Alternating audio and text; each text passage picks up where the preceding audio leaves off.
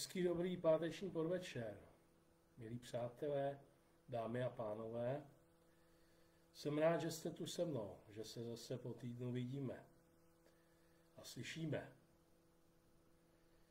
Za oknem je pořád vidět sníh, ale v příštím týdne už se to má konečně změnit. Na druhé straně je dobře, že se vrací počasí k normálu. Aspoň něco, že? Jak zní staré přísloví? Březen, za kamna vlezem, duben, ještě tam budem. Ale doufám, že tu už v dubnu noc času kamene strávíme. A teď už k dnešnímu tématu. Nazval jsem ho vzdělání anebo dělání. Dobrá otázka, přátelé, že? Velmi aktuální v současné době, kdy děti školou povinné a všichni studenti zůstávají doma, mimo školu a školní škamny, jak se dřív říkávalo. Ty zůstávají prázdné s několika málo výjimkami už rok. Ať chceme, nebo lépe řečeno nechceme, dopad na úroveň vzdělání mladé generace je značný. I když se to učitelé snaží nahradit online výukou.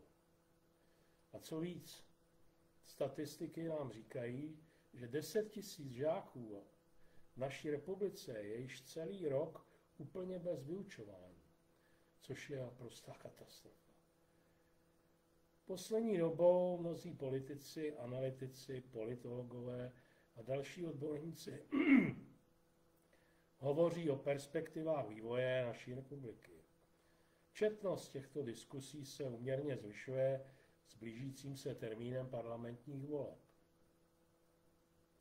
Politické strany a jejich lídři předkládají svým potenciálním voličům vize pro nejbližších 5, 10, 20 či 50 let. Sice o jejich věrohodnosti se dá mnohdy s úspěchem pochybovat, ale uvidíme.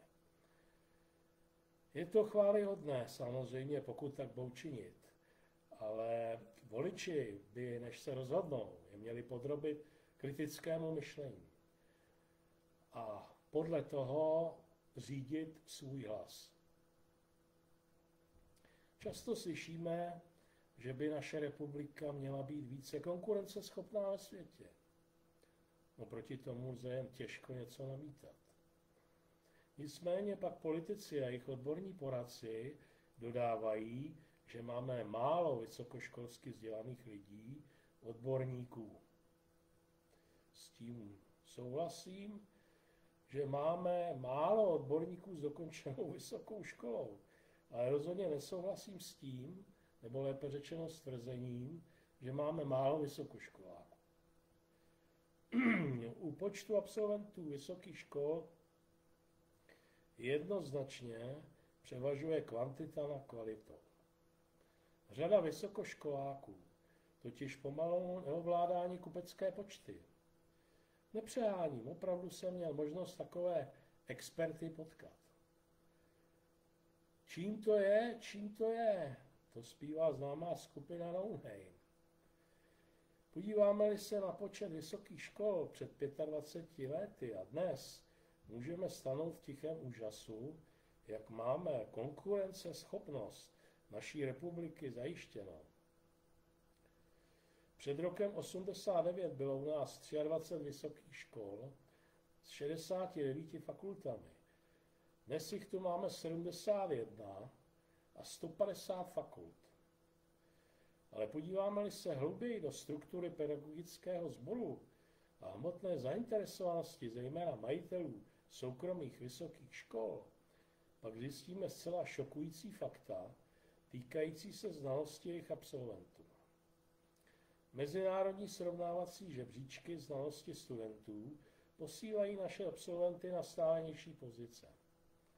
Zajímavý článek pana profesora Tomáše Grima v jednom z čísel časopisu Téma přináší jeho názory a poznatky z praxe vysokoškolského pedagoga. Pan profesor si tady rozhodně nebere servítky. Uvádím pro zajímavost pár doslovných citátů. Za nás přijali 15 z 270 uchazečů. teď se berou všichni. Úroveň jde nevyhnutelně dramaticky dolů. Zkuste nadchnout lidi, kteří nemají žádnou motivaci. Když dělám přednášky pro důchodce nebo pro veřejnost v nějaké knihovně, jsou nadšeni a padne spousta dotazů. Pak totéž stejným slovem a obrazem vyprávím studentům a většina z nich jen tupě civí. Nedávno jsem viděl další obhajobu diplomky, která byla ukázková slátanina. Ta, o které mluvím, neodpovídala ani oficiálním doporučením, ale komise byla spokojená, že pořadí kapitol je tak, jak má být. Představte si, tahle karikatura diplomky prošla. Univerzity a akademie jedou na kvantitu. To je globální trend. Nikdo se nad ní ani nekontroluje kvalitu výuky, přežívají uspávači hadů. To se pak studenti motivují velmi těžko. Toleruje se šmejd. Tolik citát pana profesora. Dle mého názoru nefunguje financování škol podle počtu studentů. Lépe řečeno funguje přesně opačně. Nekvalitní studenty nechá projít celým studiem, včetně státní zkoušky, a diplom pak dostanou stejně kvalitní studenti jako ti, kteří to oflákli a studiem si jen prodloužili mládí. Dostáváme se tak do stavu, kdy budou mít všichni vysokoškolské diplomy a nebude nikde žádný řemeslník, který vám postaví dům, včetně elektrorozvodů, topení a vody, nebo vám opraví auto. Rozhodně by se mělo obnovit i učňovské školství. Dobře se pamatuji na mou část profesní kariéry, když jsem pracoval ve velké strojírenské firmě a měli jsme vlastní učňovské středisko. Budeme mít tedy vzdělanostní společnost s nevzdělanými studenty? Nejvyšší čas, aby s tím ministr školství začal konečně něco dělat. Pro začátek by stačilo změnit přidělování financí podle kvality uplatňování absolventů do praxe a omezit pracovní úvazky hostujících profesorů, zejména pak na privátních vysokých školách. Všechny školy pak podrobit důkladné akreditaci. To by konečně vedlo ke vzdělané a nikoli pouze vzdělanostní společnosti, která může obstát třeba v soutěži s umělou inteligencí. O umělé inteligenci a jejího dopadu na člověka Homo sapiens si povíme někdy příště, protože tato problematika si určitě zaslouží samostatnou relaci. No, přátelé, a jsme u dalšího bodu dnešního programu a to je báseň. Nazval jsem ji Znamení doby. Znamení doby. Znamení doby je plné zloby. Neslavíme svátky, plivem na sebe zvratky. Haníme bližní své, ďáblové nenávisti mají pré. Člověk člověku přestává být bratrem. Nejraději by ho viděl někde za katrem. Kam se poděla křesťanská vzájemnost?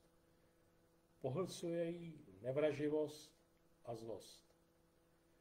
Nedíváme se jeden druhému do očí, řítíme se do násilného područí. Nenechme se dál manipulovat těmi zlými duchy. Otrávit nás a naší zemi těmi smrdotými puchy. Zvedněme hlavu z brázdy nechutné všednosti, odhoďme strunu vlastní hlouposti. Akordy lásky pak zazní v našich uších. A procitneme zase v souznění ve zhojených duších.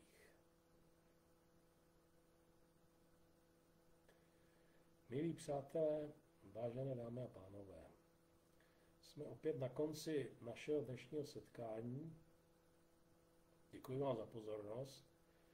Užijte si víkend, i když bude ještě poněkud chladnější, ale opatrujte se hlavně a zůstaňte zdraví a řiďte se svým zdravým rozumem. Moje video můžete opětovně shlédnout zde na Facebooku nebo na mém YouTube kanálu JS Cash. Naschledanou, na viděnou zase za týden touto dobou. Těším se na vás, tentokrát už opravdu na jaře.